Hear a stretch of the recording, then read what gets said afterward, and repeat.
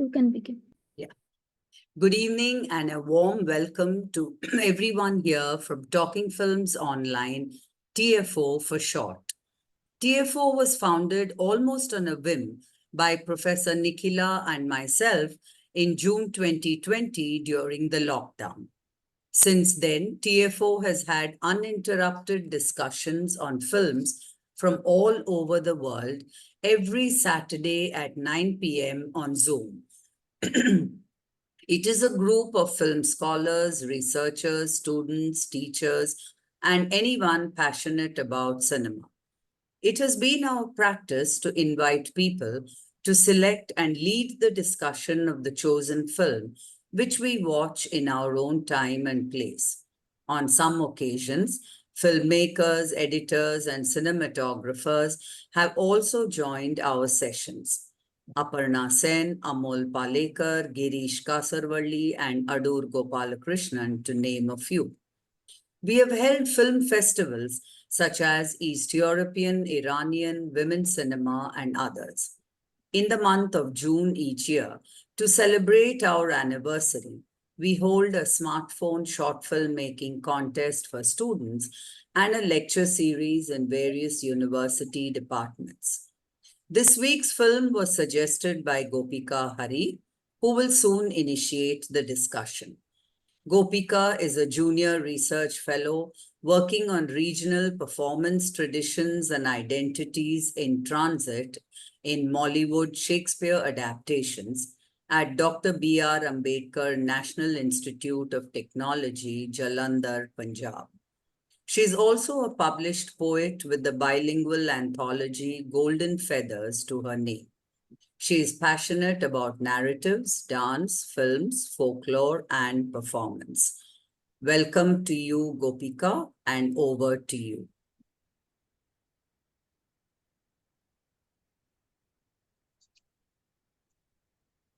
Thank you, ma'am, for your beautiful introduction. Am I audible? May I know? Yeah, but not very clear. There is some disturbance there. How about now, ma'am? Am I audible now? Yeah, that's better. Before I begin my discussion on IYOBINTE PUSTAKAM, I'd like to share my screen. So excuse me for a moment.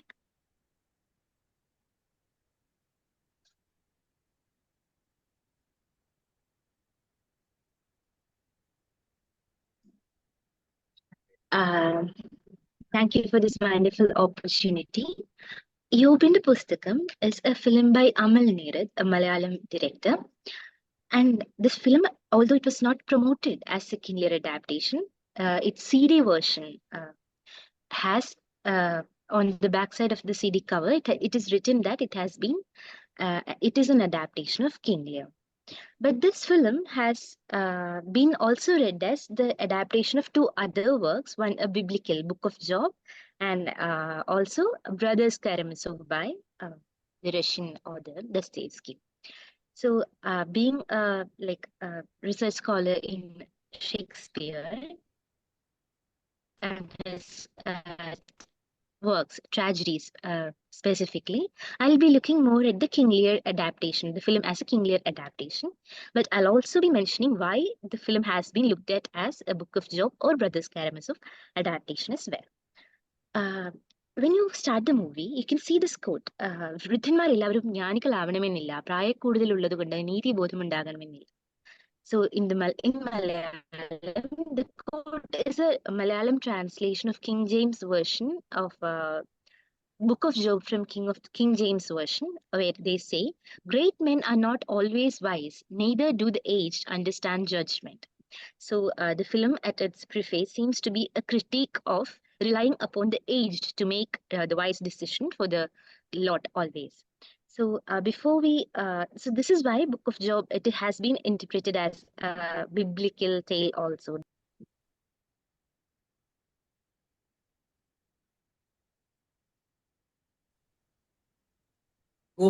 Gopika, you have muted yourself.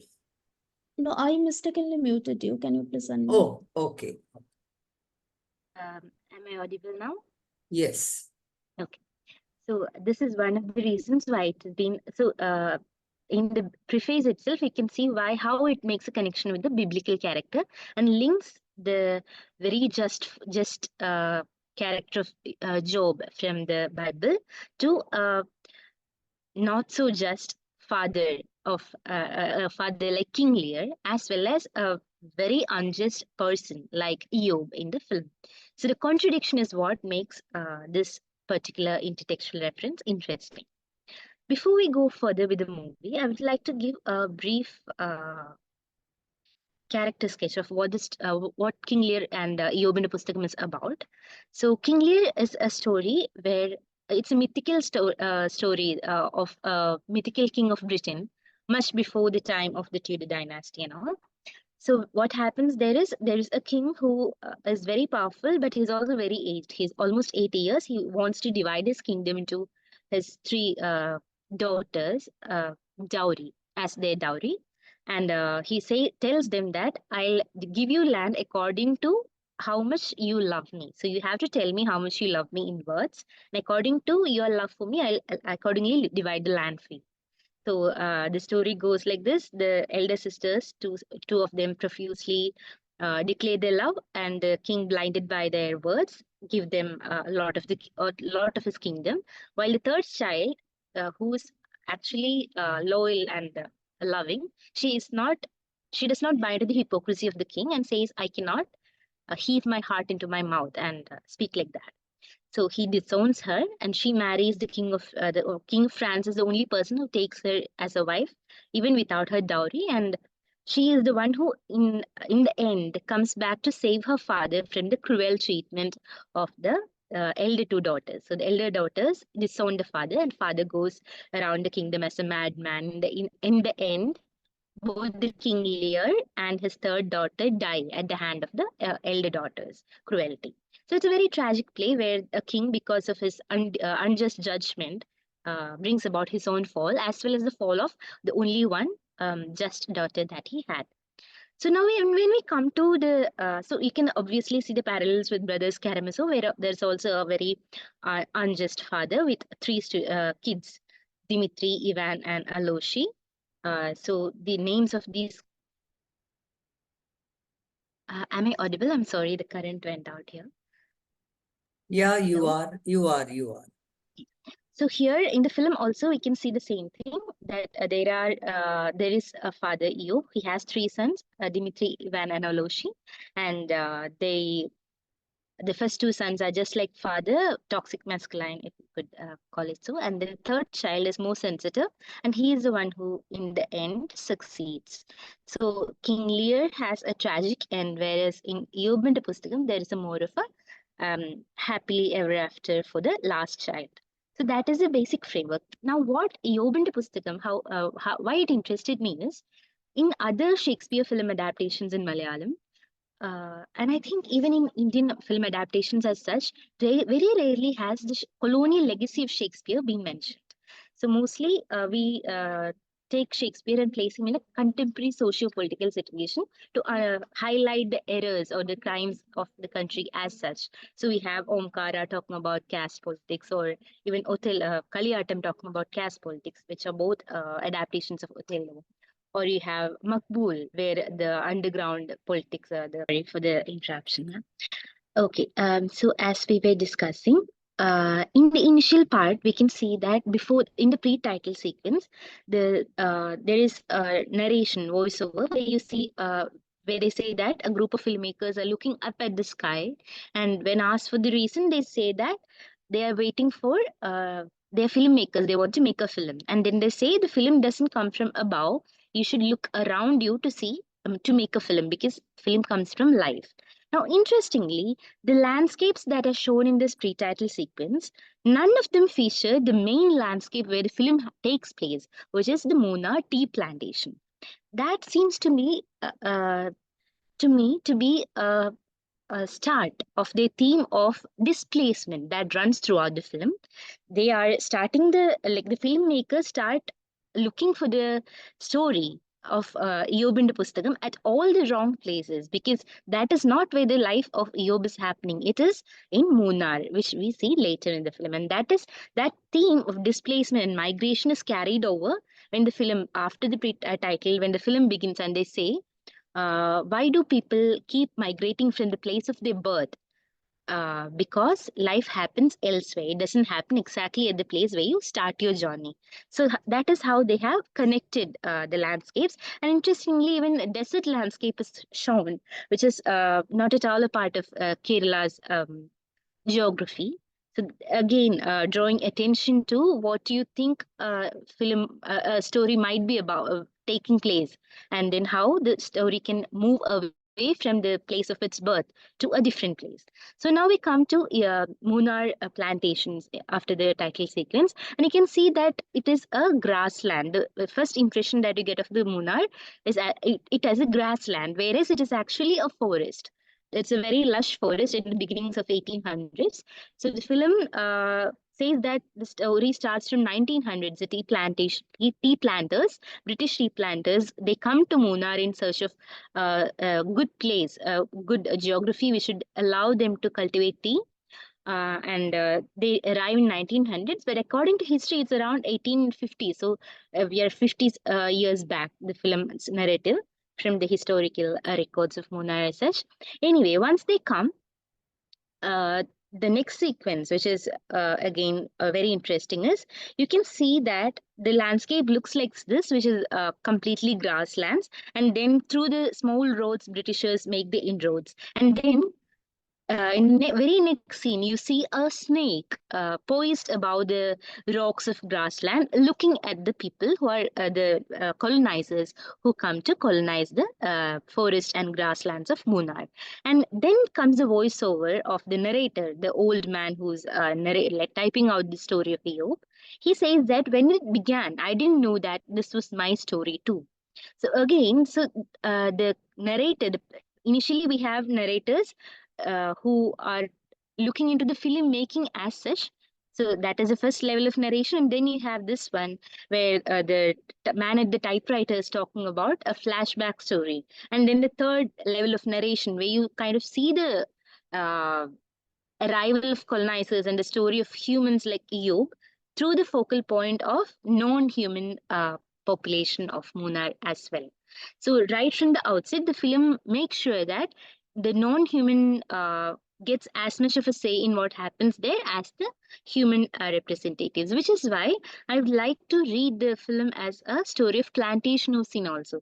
So plantationocene is when you locate, it refers to, in contrast to Anthropocene or Capitalocene, it places focus on the notion of devastating nature of destruction of uh, all other forms of land like forests, meadows, or grasslands by the imposition of a particular kind of monocrop like tea, coffee, etc. So now that is a major concern. Plantationocene as a concept is linked to colonization, in which this film is also set in. So you see the how both the human and non-human life of Munnar is being affected by this colonial enterprise of tea plantation. Now, when you go to the characters, yes, so we have Harrison. Harrison is the main colonial master who comes to rule the plantation for a long time. At least for the first 20 minutes of the film, you see his presence. So he is the person who brings in Eob as well as Tacho. Eob and Tacho are both laborers who are transported from the neighboring places of Tamil Nadu. They're not from Munnar, which is a part of Travancore or erstwhile Kerala. So both Eob, Tasha, and all the laborers that you see in the beginning of the film, all of them are spatially transported labor, keeping in line with the notion of plantationocene. They're all transported laborers who do not belong to Munnar as such. So they come there and they are employed by Harrison, and later Eob becomes a favorite of Harrison. Now we have Eob who, at the outset of the film, Eob is a very common man. He is almost a slave of the colonial master, and slowly he rises to the power and grandeur of a Shakespearean tragic hero. So according to A.C. Bradley, Shakespearean tragic hero is somebody who's noble by birth, noble, rich, and of an elite status by birth. But here, we see he's somebody who rises to that power. He starts from the opposite end of the spectrum, and due to the colonization. So that is an ingenuity of the adaptation, where they have completely flipped the notion of a tragic hero of a Shakespearean tale in the adaptation. So Eob belongs to the lower end of the power structure, from where he climbs up. Now we have Aloshi, who's his son, who's also at the lower end of the power structure when the film begins. He's also the son of a laborer, but by the mid of the film, you can see him rise to the power of a master. Now, if you look at the posters of the character posters of this film, we can see that almost none of the male characters, not almost, none of the male characters are dressed in something that you can call as a indigenous dress. So in contrast to, say, the women characters who are mostly shown, so we have Kadali, who's dressed in tribal attire. The director says that she represents Toda community from Munnar. So her costume has been styled according to that. Even the character poster shows the background of tribal community. And next two characters, so Annama, the wife of Eob, she has been portrayed as a Mother Mary character with a child in her arm, and the posture, and also the background of the poster, you can see Christian theologist figures, as you can see in a church. So she has been given the strop of a Mother Mary character with a child. And then you have Rahel, who is a sensual beauty there. She's also represented in sari. So all these dresses, in some way, you can see a indigenization or an attempt to place them into the Indian culture somewhere. And then the last one, the Martha, who is the wife or the partner character of Aloshi, the third son of Eob, she, because of her Anglo-Indian heritage, is given a mixed attire in the poster. So she can be seen wearing a kurta model dress, whereas in the film she can be completely seen wearing dresses that befit the Anglo-Indian community representation in Malayalam films. So either short dresses, frocks, or such. So in contrast, the male character posters, they're completely, they don the Western dresses. So again, which only like the last one, Angur Rauta, can be seen to wear anything that, say for example, the cap, which shows his religious identity, or even the dress is slightly styled in a different manner to the completely westernized attire of the other male characters. Now, in the character poster, you can also see that Dimitri, the first son, is seen carrying a case inside, from which later in the film you can see from this case he takes out telescope to look at the people who are living on the other side of their lives. So he also carries a small pocket watch as well as binoculars to pry into the privacy of the women, the settler community women. So now the second character, he carries Ivan, the second son, he carries gun, which shows his violent nature. Then you have Eob himself, who's carrying a pipe. So again, a representative of the colonial kind of attire. And there is Aloshi, who can just be seen carrying a bag. His attire doesn't have any marks that are specific to a colonized identity as such. So this is about the attire. And then we come to IYOBINTE Pustakam as a plantation scene. So here you can see the male character Aloshi, the third son, he is running towards the Munnar. So the picture that is the kind of idea that you get from this poster is of a verdant, beautiful landscape where there are flowering plants all over. So this poster completely betrays the gruesome kind of atmosphere that the film that pervades the film, except in the romantic song sequences. So this particular poster is a contradiction in that sense, but it also points to the connection the film has with nature. Now, so this we have already discussed what happens, how the themes of migration as well as the settlement is talked about in the very beginning of the film. Similarly, the line, I did not know as it happened that it was my story too. It's a line spoken in a voiceover by the main narrator who used the typewriter to type the story of Eob. But it also has another significance in the sense that when the Britishers arrived, none of the people who were about to be colonized knew that their stories were about to be changed. So it is a silent attack that they face. Now, when you see here the cliffs, King Lear, in King Lear, you know that cliff is an important element. Why? Because the main character, there is the character of Gloucester, whose story runs parallel. He's a lord, attended lord of King Lear. His story runs parallel to King Lear's story. He is also betrayed by the son he cares for and ends up being blind and even attempts to commit suicide by jumping off a cliff. So these elements of height and cliff are repeated in the film to bring back the resonances of that hopelessness and despair that is reflected in King Lear's universe. Then we have this is another aspect in which the cliff has been used in adaptation, which is different from that of King Lear. Here, the owners of the plantation can be seen to survey the land from the cliff tops. So, the surveying the land which is not plantation yet, but will be. So, the black and white picture shows the same frame is shown in the black and white picture in the during the title track of the film, where World War scenarios are being shown. So by paralleling these two scenes, one from World War and one from within the narrative of the film, they're showing how the local incident of colonization of Munnar is directly related to what is happening in a global scale during the World War and colonization of world at large by the British Empire. Now we have this, as we said, the plantation scene can be seen as a running thread throughout the film, where a monocrop is given complete authority and autonomy over the story of the entire land as such. So Munnar is a forest land, as you see in the first picture. Uh, in that particular scene, at one part of this hilltop, you can see foreigners, the Britishers, they're having a tea party where tea is being served to the madams, the women folk of the British troop.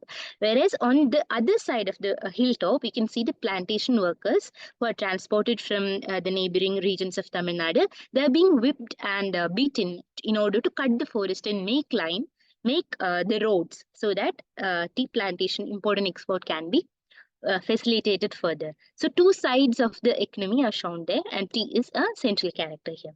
And as you can see from the other pictures, whenever there is a trade transaction that is going on in the film or some discussion over power handover, tea is always present as a materialistic element in the frame, in the mise-en-scene of the frame. So that shows how all this was done for tea, how it affects the life of so many people from different layers of the Munnar plantation community. You can also see that tea's significance is only slightly questioned, if at all, by the arrival of a new commodity of food item, which is biryani. So that is something that is brought by Angur Rauter, the the Muslim trader from Tamil Nadu, Madras, who comes to Yob's plantation and wants to cut rubber. So as a way of making them agree to the proposal, he tries to bring in a new food variety. So the food politics is also shown in these films, these scenes. And in the last two scenes where you can see the narrator is drinking tea, one is as the mood is of completing the tale and having done his job and having done his part in Eob's tale. And the last sequence where he drinks the tea as an act of defiance. So the police is on the door to take him away from the house and away into the prison, and where torture could be waiting him. But even at that point, he makes sure to complete drinking the tea before he leaves. So tea's different moods as defiance, as a part of the discussions, as power takeover. So all these functions that are performed by tea are interesting to locate in the film. And then you have the notion of labor. So spatially transported labor is used. The indigenous labor force is not involved much in the plantation work. So that it is said that according to historical records, Muthuvans are the earliest Muthuvan tribe is the earliest non-inhabitant of Munnar area. But they were not actively, they themselves were they're not inhabitants of that region. They came from Tamil Nadu during like when the Pandya king fled from the place. That is how the history says. So the question of who owns or who are the original inhabitants of Munnar, to whom does the land of Munnar actually belong, is a question that is uh, like reflected upon by the movie from the very beginning, when they say that even the transport labor who we see, labor force whose story we see in the film later on, even they are not the original inhabitants. They also came from neighboring regions. So that sets the tone of displacement in the film. Then when we look at the religious aspect, so King Lear is a paganistic world. So King Lear's universe is a pagan universe where they do not adhere to a single god as such. So there are references to gods, Gods, instead of capitalized God, God. Whereas when you come to the adaptation, the Christian religion pervades the atmosphere of the film, starting with the baptizing of Eob by Harrison, the British colonizer. And then you see that when the adult Eob is shown for the first time in the film, he can be seen wearing a cross, and he's rising from the water, signifying baptism again. And then in the end also, when Eob goes through a change of heart and he's about to die, he hands over, this is the only thing that he hands over to his third child, the crows, and says that you are going to be a father, do not be a father like me. So now this particular scene where he transfers the crows also has another significance, in the sense that in King Lear, the play, the king disowns his third child because she fails to show how much she is attached to him, how much love she bears for him. And at a later point, King Lear can be seen pondering over how different from him his earlier two kids are. So that notion of his kids being similar to him is very important to King Lear. That continuation of his character or his genes through behavior, character, everything, that is very important to him. But here in the film, we can see that Eob says, tells Aloshi specifically not to be a father like him, and says that the good thing about you is that you were raised by your mother. So that brings us to the question of uh, women portrayal in the adaptation. In King Lear, you know that when the play starts, there is no mother character. The queen has died, and it's just the father and the three daughters who later take on the play. Whereas and none of the children are shown to have kids on their own. So they are not mothers. They are either daughters or they are wives, but they are not mothers. But in the film, we have three mother characters. So we have, of course, Annie, the mother or the wife of Eob. We also have Kareli, who gives birth to the illegitimate child Martha. We have Martha herself, Aloshi's partner, who is seen to be expecting by the end of the film.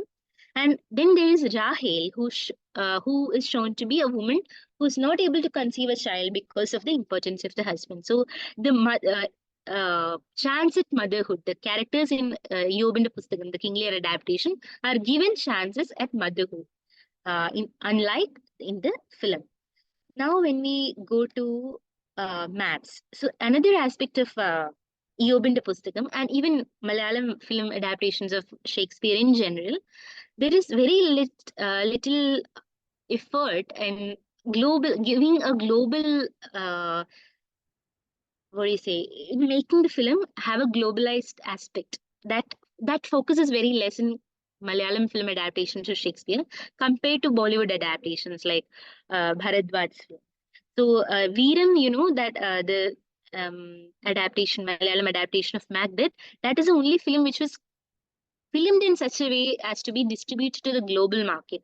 It was dubbed simultaneously in English, Hindi, and Malayalam, and it has Hollywood celebrities singing songs and all for the title track.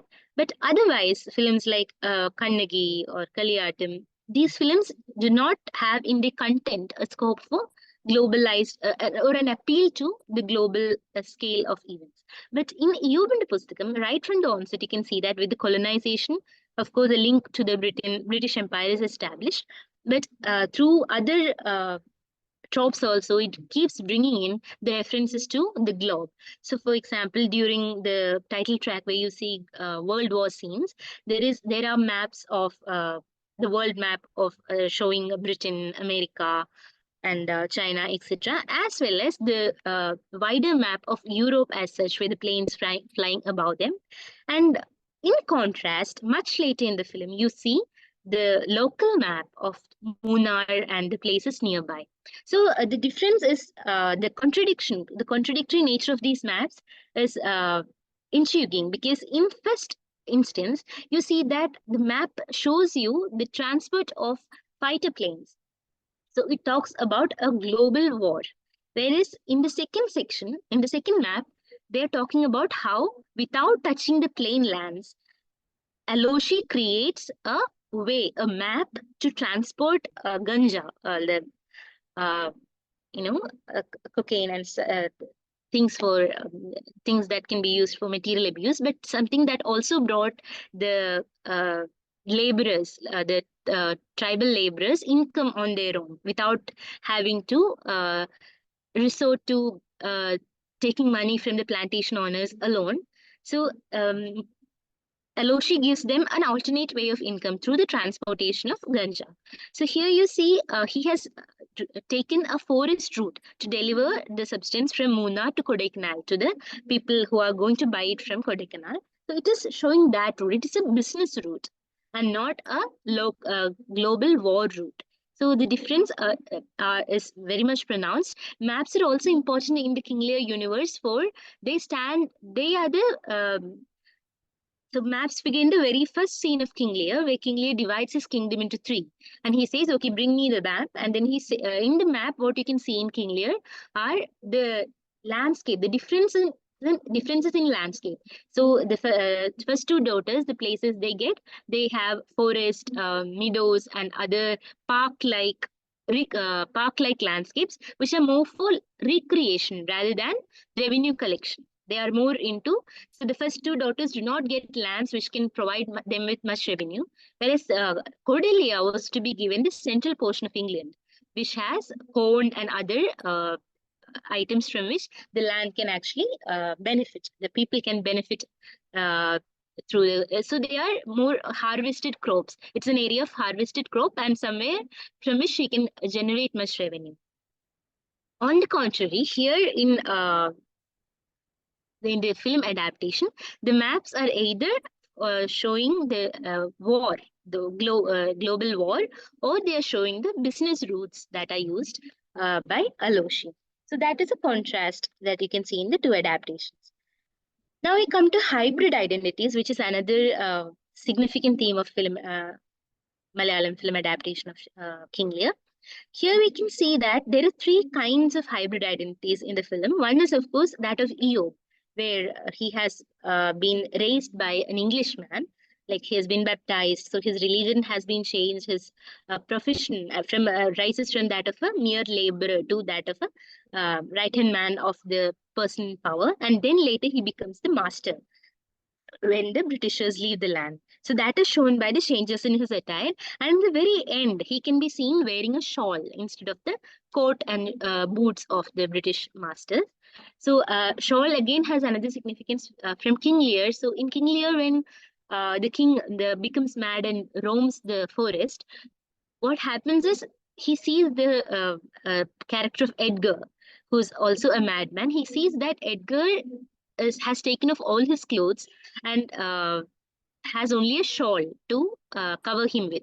So that is a condition to which King Lear in the film has also been reduced to. There, if the shawl denoted just the bare minimum of cloth in the extreme weather conditions of England, so there the shawl is a necessity. Whereas here we can see in the film adaptation, Eob's shawl is also a reminder of the way natives protect them against the cold. So the tribal characters in the film can be shown carrying a shawl instead of a coat. So here, Eob can be seen transcending, can be seen coming down from the British identity to a more native identity. And then you have Kareli, the tribal woman, who's almost always dressed in her own tribal clothes, except when she wears lipstick and frock-like dress after becoming the mistress of the British owner. What is interesting is that Kali has been kicked out before giving birth to her child from the mansion by Eob. But so Martha, her child, the Anglo-Indian child, is born after she has been kicked out from the mansion, after she has started living in a more impoverished condition within a hamlet-like a place. But even then, her child is shown to be growing up wearing westernized clothes. So there, the question of what determines her identity is that. So Karali took on the identity of a Anglo-Indian woman because she was under the protection and care of a British master.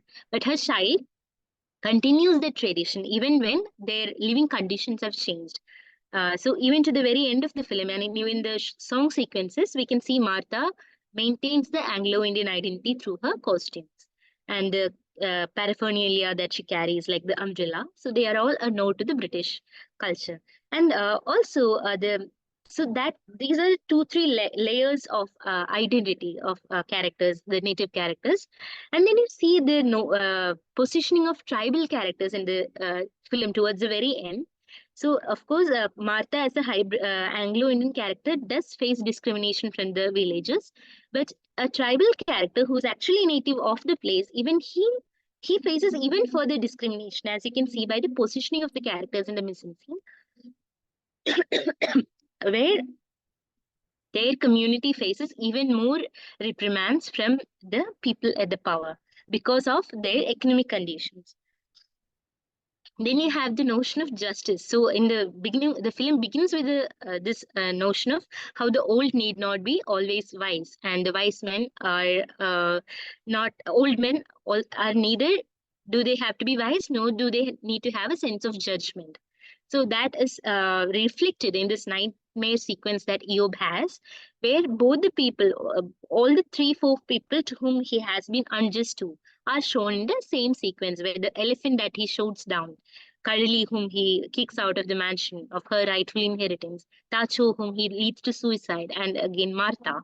So all of them come in the nightmare and point to the unjust aspect of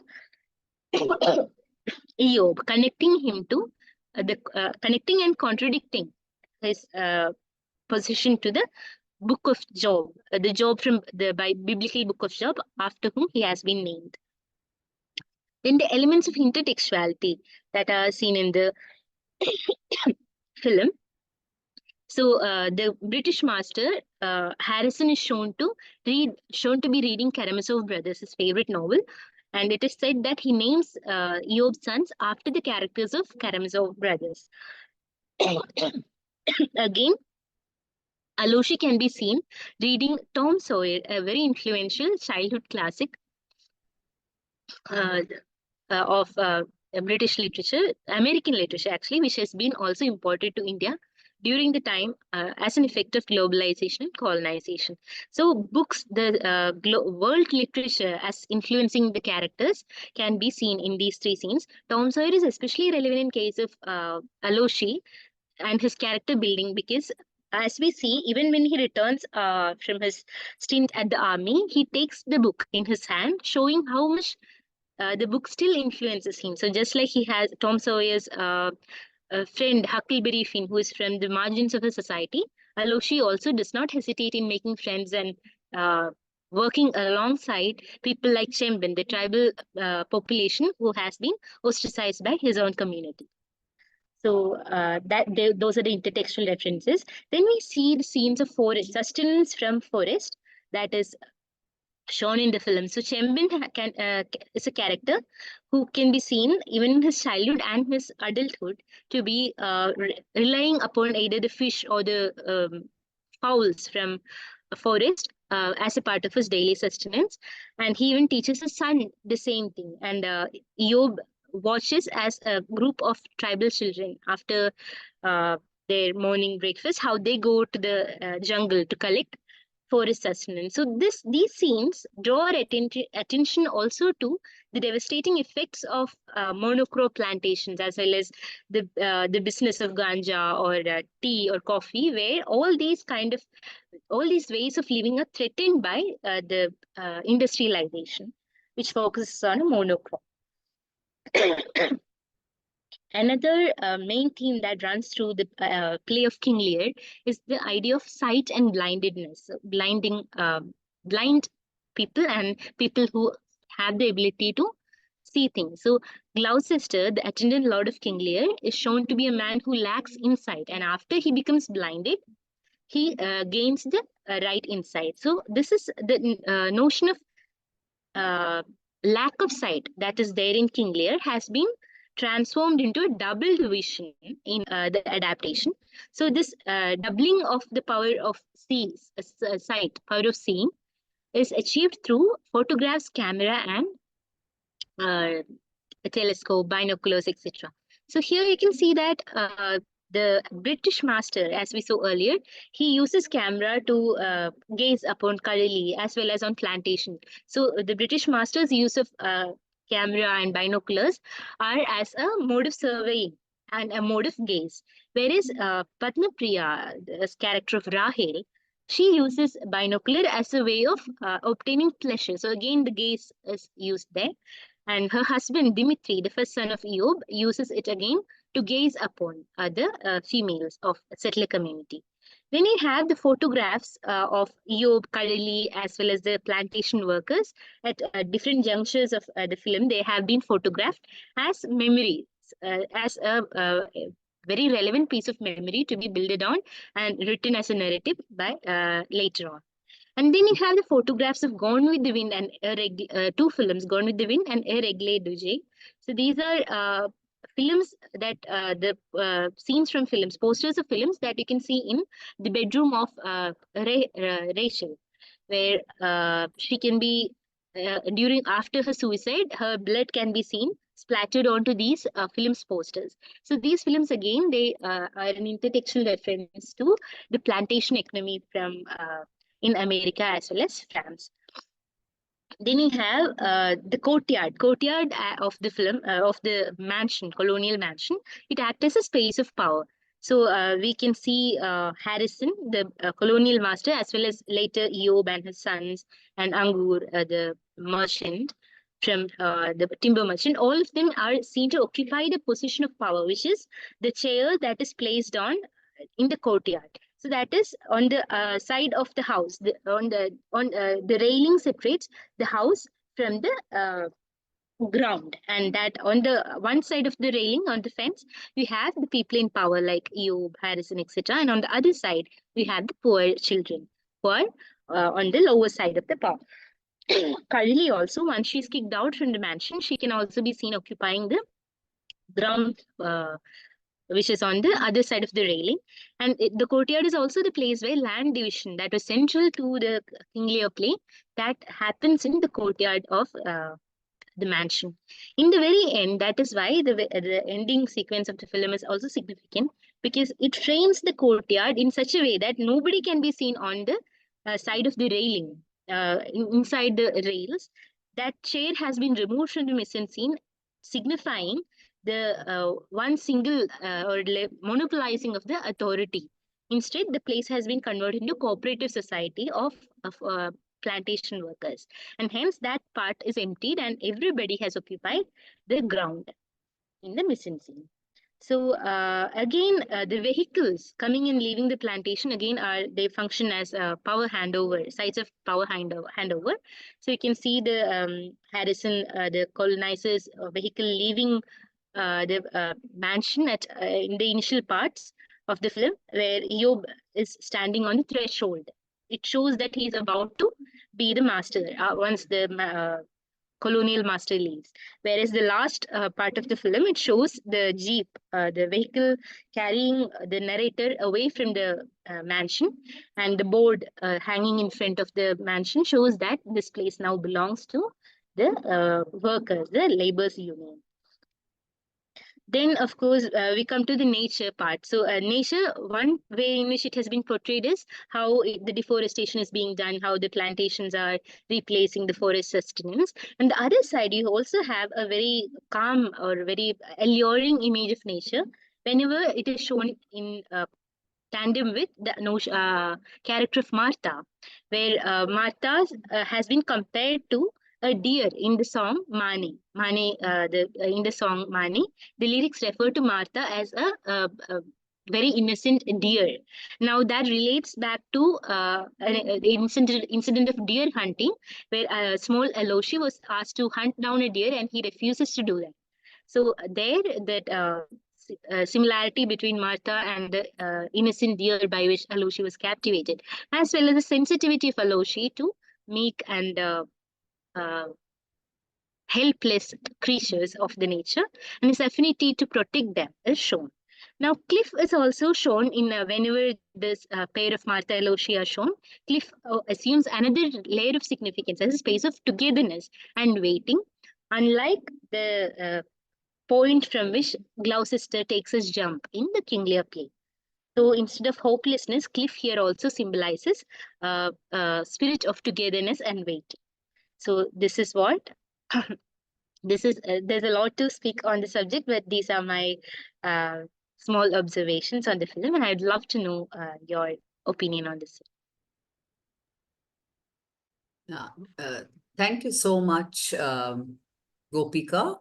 That was a really impressive presentation. And what I found particularly fascinating is the fact that you got into an analysis of even the publicity materials like posters. Now, those have been referred to as media paratexts, and that is something that comes into play even before the audience goes to watch the film. So your analysis, like begins right from that stage, and that I thought was something absolutely fascinating, something unique that you have done. And now it's open for discussion. Anyone would like to step in with comments or questions to Gopika, or your own opinions about the film?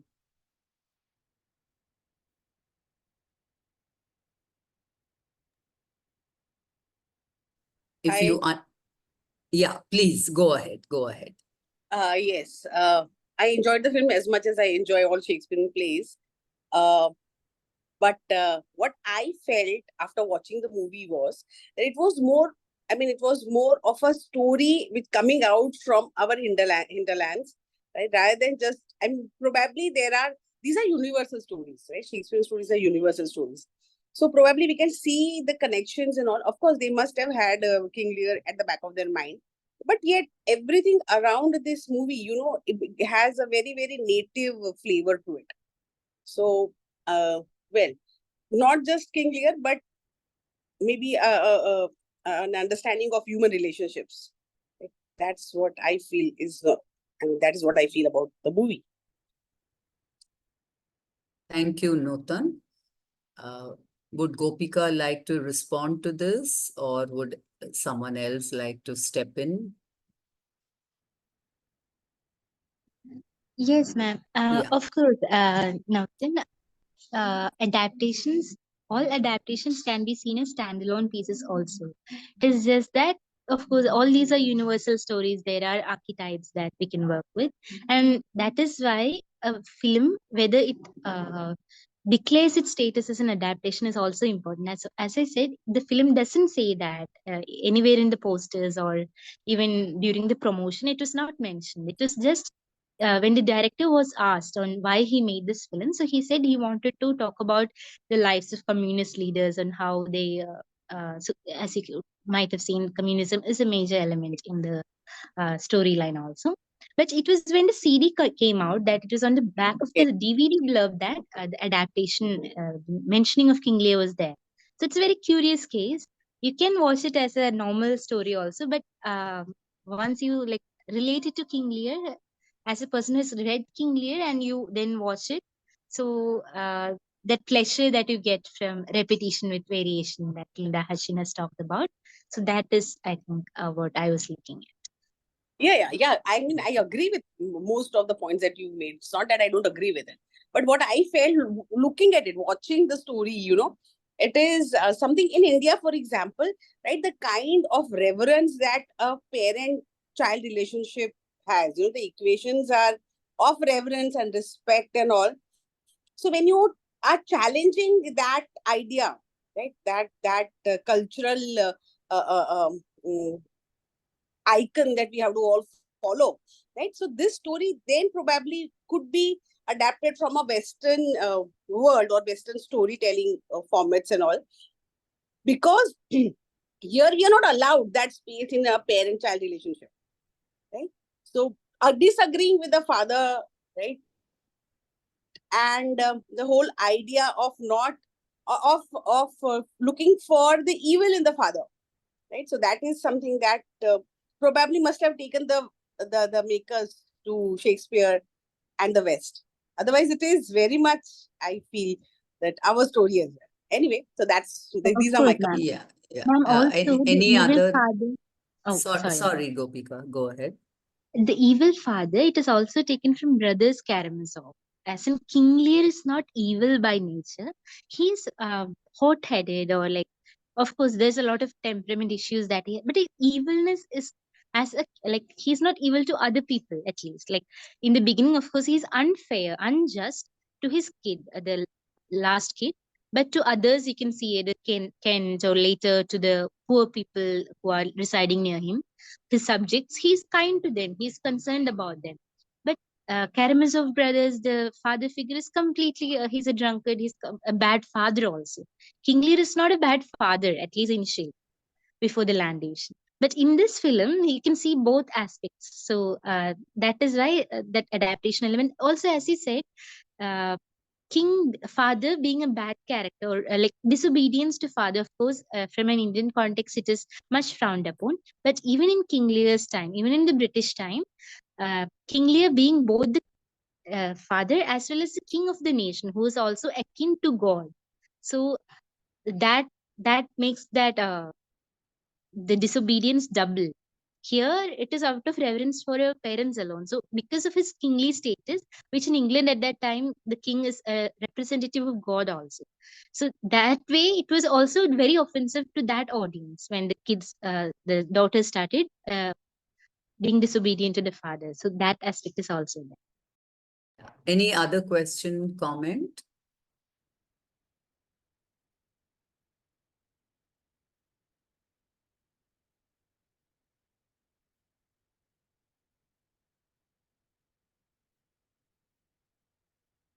Yes. Hello. Yes, Rajan, go ahead. Yeah. I think that there was also something very important, which is relating to Kosinev's movie of King Lear, right? And you have the whole movie based from one line in King Lear, which says, "The poor, I've never looked at things from their position," right? And Aloysi over here is the one who is actually yeah, and maybe also the main character is also looking at the position through Martha and her mother, right? Yeah, but the idea of the poor and is very much seen in Aloysi and the tribals that he deals with, right? And he's looking at it from their position, right? Yeah, that's a comment. Sorry. Yeah, thank May I you. know the director's name whom you just mentioned? Kossinev. I've forgotten the first name. Yeah, I think most film people will know about it. Thank you It's so much. yeah, and I think he uses Motley also as a prop for the screen.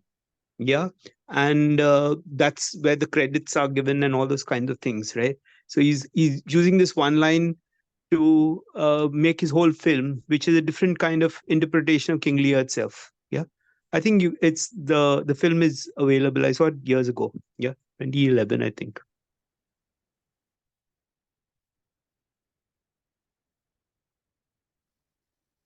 In the chat box, there's a comment by Rashmi Tampi. Would you like to speak it out, Rashmi?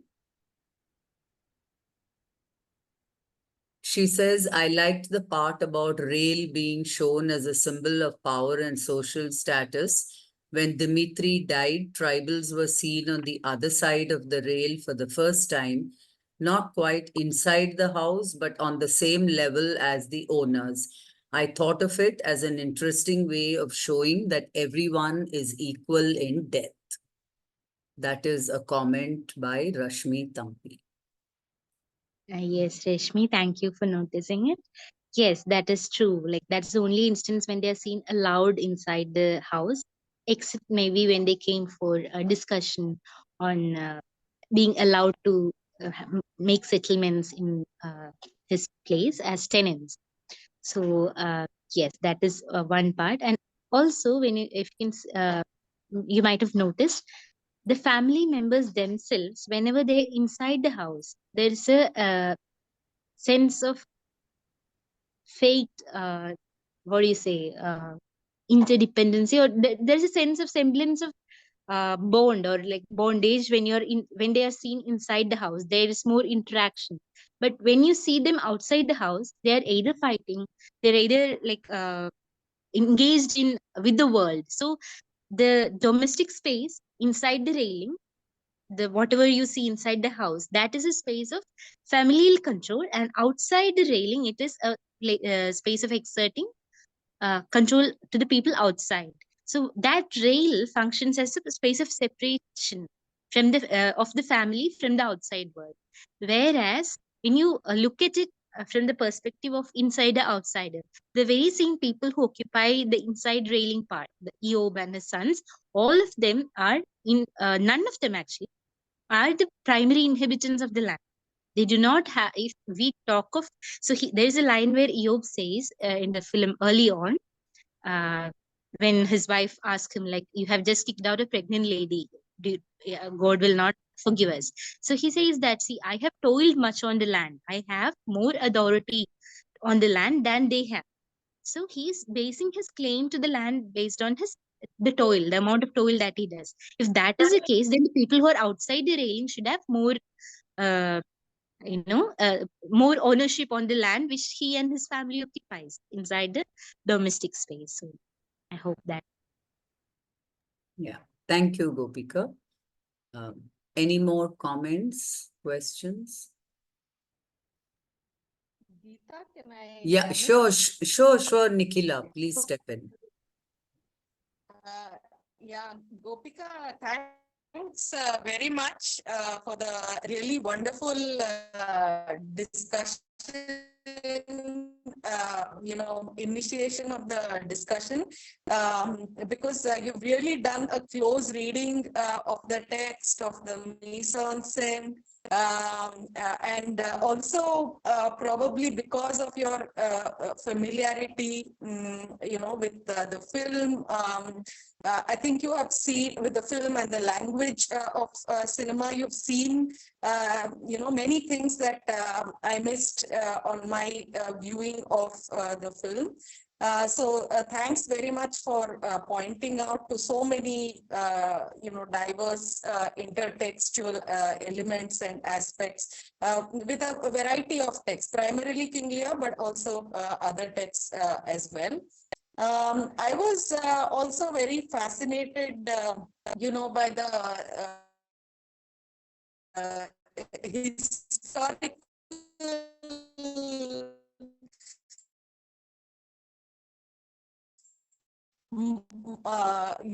I mean, it can epic with such a vast, a long period, right? So it begins in the colonial era. Am I audible? Geeta, am I audible? Audible, but then there's also, stretches of a lag, and it's showing as Talking Film Online network bandwidth is low. Okay, then maybe I'll just stop my video if that Yeah, helps. yeah, I think you should do that. Yes. So, no, I'll just be brief because of my network issue. The film is like kind of, in terms of the range of characters that it has, also the time period. And what I thought it captures wonderfully well is the transition from what it means to be a colonizer to a representative, a native who kind of steps into the colonizer's shoes, and then what makes it untenable for that to continue. I mean, it's almost as if the film does not want to talk too much about the larger politics, though, as you said, there are references to the World War, there is a reference to the mutiny. And I mean, so there are references to the outside world, but it's not, and of course, there is the emergency with which the film begins and all that. In spite of that, this itself, or the politics of what is happening in Munnar itself is kind of self-absorbing, with so many players staking claim in it. So it's a kind of a battle for the land, set at a time, as I think at some point Aloshi says, when there are no rules, then the only way you can protect yourself is by becoming an outlaw. Where is the law which by which one can determine that one is an outlaw, right? So I thought all those elements come out wonderfully well in the film. And yeah, I'm so impressed by the sheer magnificence that the film is mounted upon. So I'll stop here. Thank you. Thank Yeah. you, ma'am. Thank Yeah. you, Nikhila. Yeah, please go ahead, Gopika. Go ahead. No, ma'am, I also thought that this time span in which they have and the kind of effort they have taken to portray the different eras, they're all also the idea of who actually owns the land and who has the law which governs the land. And like the notion of map also is connected to that. So Britain, like when King Lear divides the country, there is a definite political map of England, which makes it sovereign, which makes it separate from France and other nations with which it has ties of allies or enmity. But in case of India at that time, it was not a political stable unit. It was under another empire. It doesn't have a map of its own, or it doesn't. It is not shown to have a map of its own.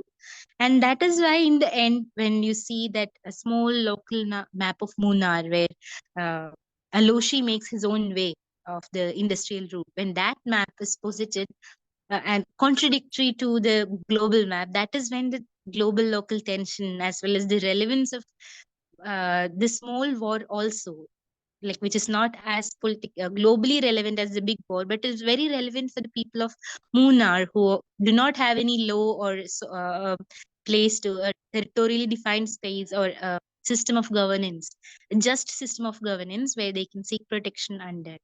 So yeah, thank you for pointing to that direction.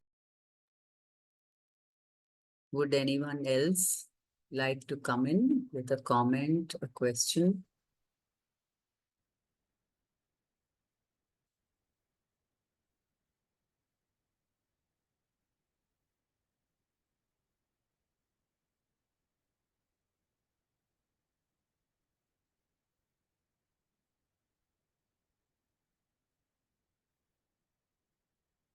Gopika, what would you like to say about the cinematography in the film, especially the use of landscape to evoke, to induce an almost immersive experience for the spectator? It is, it's shot so beautifully. The town of Munnar and the plantations and all of that.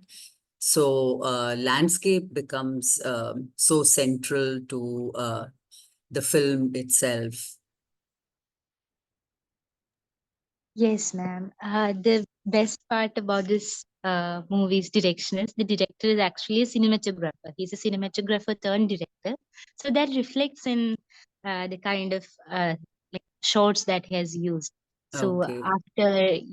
after the title track, you can see this pan like drawn shot where that house itself, the mansion is shown in the form of a cross. Hmm. If you can see, so like so much symbolism layered into just one shot, the religious conversion or the carving out of a mansion in between the forest, so like encroaching upon the forest land. So many things are uh, told through the cinematography, and also the landscape functions to show Munar's land in all three different ways. So Hmm. starting with it as a very lush grassland, presided over by serpents and elephants and whatnot.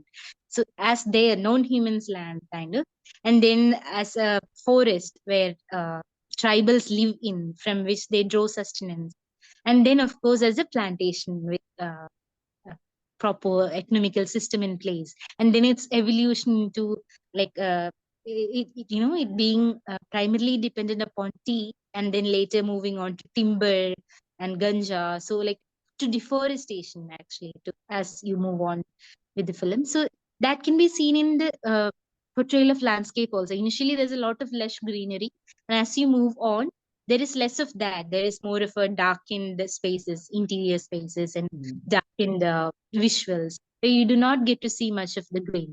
So that and almost all the shots are, there are very few close-up shots, that also mostly it is Yes.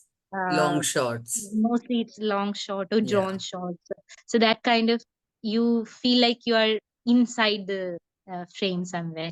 It made me I don't know. I know they are very different genres, but Wuthering Heights, the kind of, or like if there is a cinematic adaptation of maybe Hungry Tide or something, the kind of immersiveness that the landscape Hmm. provides.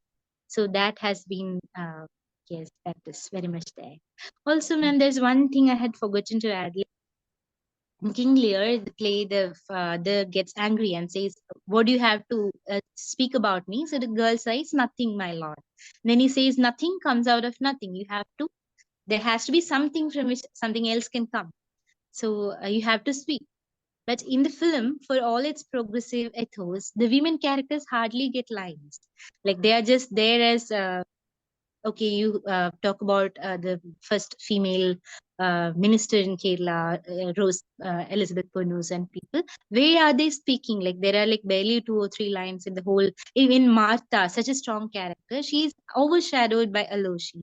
So King Lear, which is a play, of course, it doesn't have a mother character, but its daughters are all very strong. So when you replace the Hmm. daughters with sons, at least give a space to the other females to speak out for something that as a criticism of the film. So if anybody has something to say, I would love to know. Yeah. Any other interventions? Yeah. Yeah, Could I Raj, say Rajan. something? Yeah, I please have a go ahead. question about looking at black magic, right? At one level, Lear becomes Pagos, right? But when you talk about the women characters not having a voice, a lot of it goes back to this Martha's mother who curses him and spits out and all that kind of thing. And it's almost as if the karma theory is being put into place when you see all the sons, all the children being cursed, right? Yeah, and it's strange that Aloysi and Martha run away or go away, and we don't know the location, probably to Cochin, right? Yeah, that seems such a suggestion.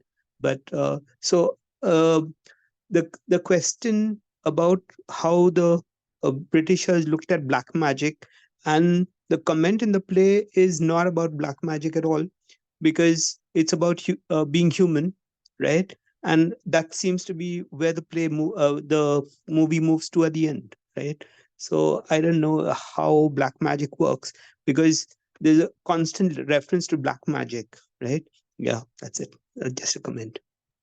Yes, yes. That. Thank you so much for bringing my attention back to it. It's something I was wanting to discuss. So, Martha and Kali, the mother of Martha, she has been introduced in the film as a character who was ostracized from a community, excommunicated, because on the charge of black magic and sorcery. So, there are tribal communities which are known like whose professional job is even like considered to be practicing of black magic, and also like there are communities like Odiyan in Kerala. So Karali's sorcery has been mapped onto her daughter also, and she's also accused of, like, there are scenes where you can see she's moving her hand and a woman is falling down and all. And then of course Karali's curse. But what I did not, why I felt like she did not have agencies, even her curse, if she is somebody who practices black magic, her curse was that you and your sons will rot and die because of madness. And madness is such a central theme in the play, in Shakespeare's play, but in adaptation none of them go mad. Like King Lear, like he retains his sanity. It's not only, it's only when a nightmare happens, for that moment he's shown to be suffering from nightmare, not madness. And none of the sons are shown to go mad. So like even her curse does not come true at the end. And it is she herself, it backfires on her. She goes senile and can be seen coming back to the place where Harrison was sitting. So that is why I don't know, like, what was the purpose of putting black. Also, King Lear is the only tragedy of Shakespeare, maybe, where the black magic reference is not there or the supernatural element is missing. So when they introduce that here, there should be a purpose. It should serve some purpose in the plot, which I didn't find. No, I would beg to differ, because it's not black magic, but it's white magic which becomes a curse. Yeah, and the something that's planted by the Europeans, the white man, right, and not the local people. So that's a kind of a contradiction. Could you explain that a little, sir? I didn't understand. No, the urge for property and the urge for money, and getting, and the forest, right? That's something that is something that the white man gets in, right? And the whole idea of possessing property, right? So I think that that's very important for me, and that's some kind of white magic which nobody talks about, right? It's black magic which is talked about, but not white magic. And whether black magic is really black, I don't know, right? I'm Okay, so thank you. Okay. Yeah. Any other I think questions? capitalism, that's what Just Rajan means. Capitalism, the evil magic of capitalism, Rajan. That's what I think you are alluding to. yeah, yes, Yeah, absolutely. yeah. Yeah, That is and the question also of the sons getting mad, right? So you said that the sons didn't get mad, but actually the madness is about money and property and killing for the sake of money. That's a definite kind of madness which you see in many parts of India today, and maybe in the whole world also. Yeah. So if the film is dedicated to the comrades in the beginning, right? And I think that's one of the statements that it's making, right? So actually, it's a madness that is brought in by the white man, which takes over the whole colony, right? Yeah, that's the way I look at it. I'm sorry, I may be wrong. Yeah. any other questions, comments? Sanjay, Tarkeshwar, would any of you like to speak?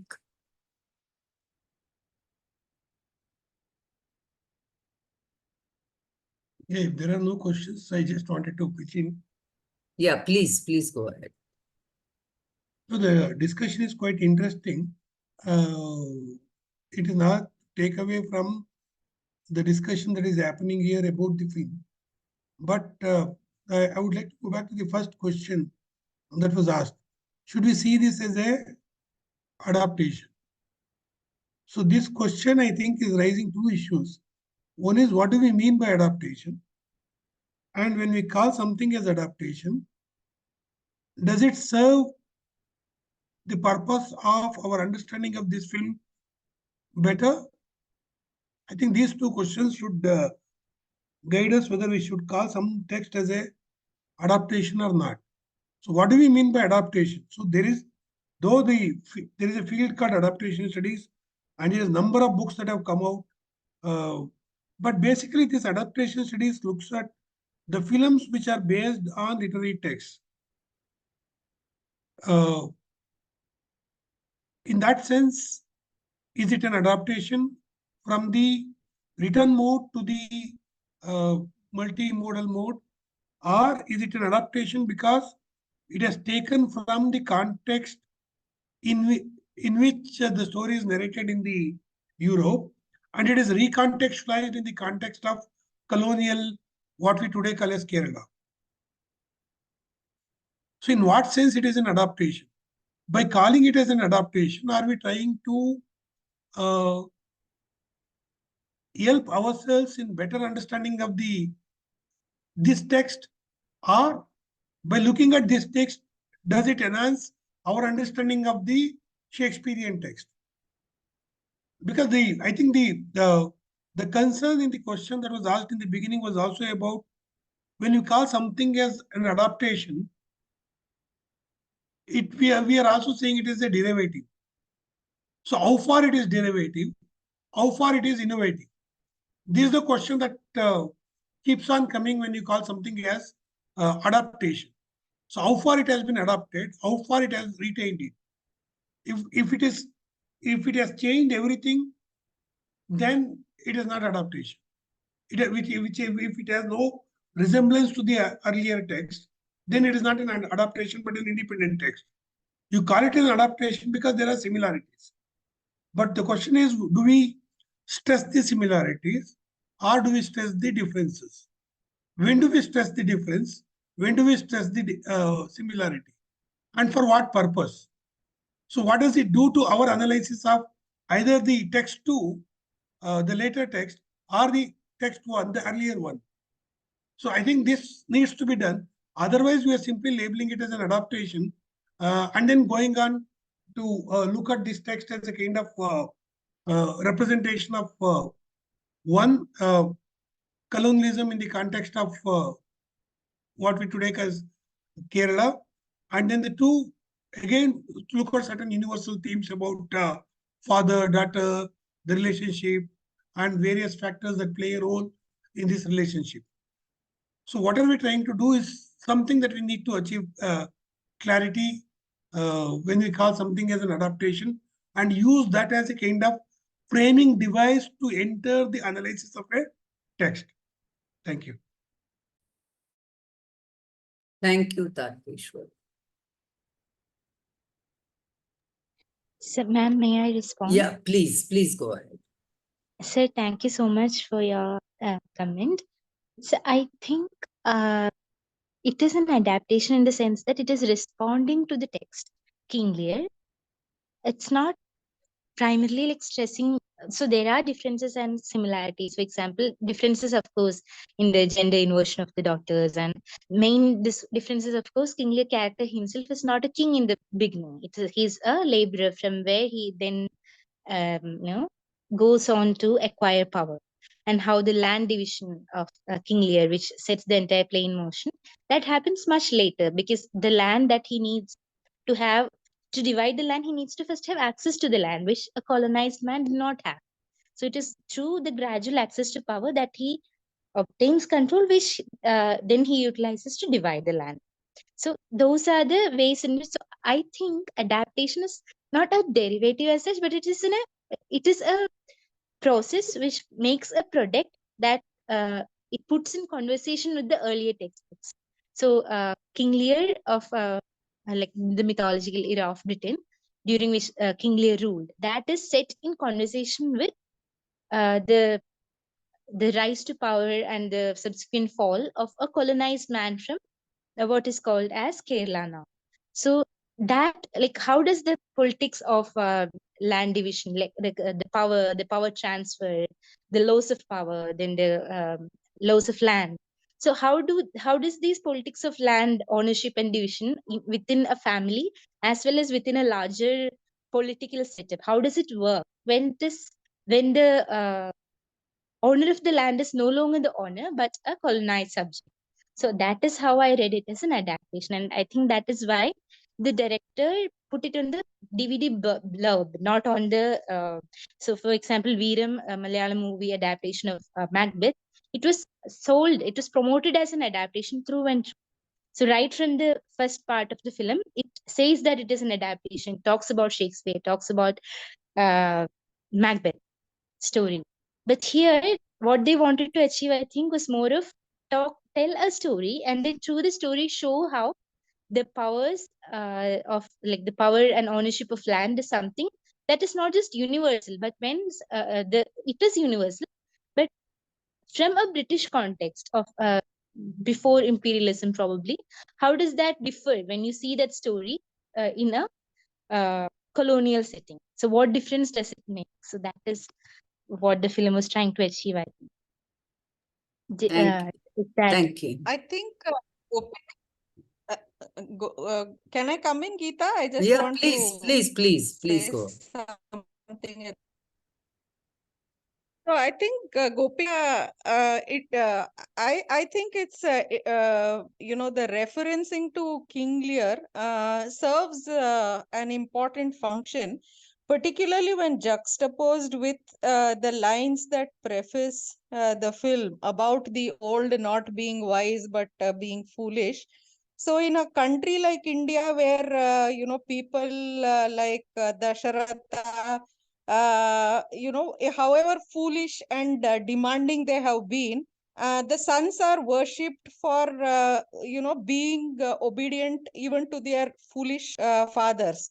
So now you want to look at a different model where, like King Lear, a text where the father is seen clearly as foolish and someone who is not seen as old and wise, but old and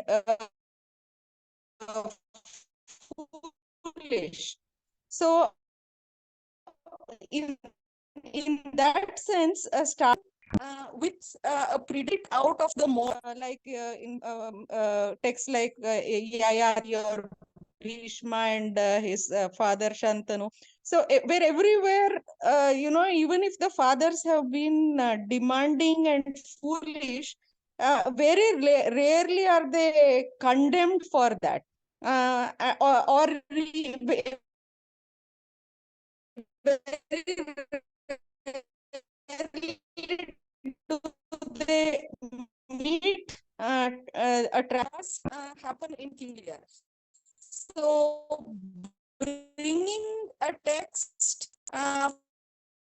from elsewhere, also we want to position, it may not find such suitable models.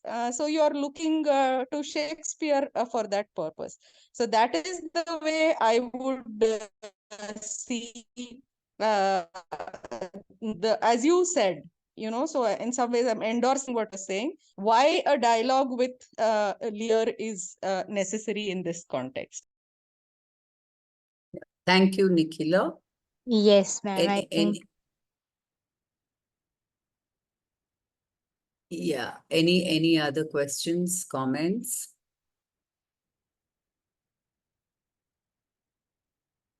Okay, if there are 1 minute. I have a comment, because when we're talking about King Lear and the question of colonization, Britain also was colonized by European forces, the Greek and the Roman forces, right? And uh, King Lear is a product of that, as opposed to what uh, poor Tom of Bedlam stands for, right? And he goes around as a tribal and a heart dweller, Pagos, or whatever you want to call him. Thank you. Okay, thank you, Rajan.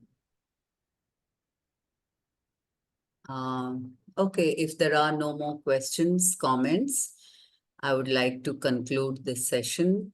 Thank you so much, Gopika, for your presentation, and thank you all for joining in. Good night, and see you next Saturday with a new film, same time. Good night, everybody. Good night. Bye. thank you so much. Bye. Good night.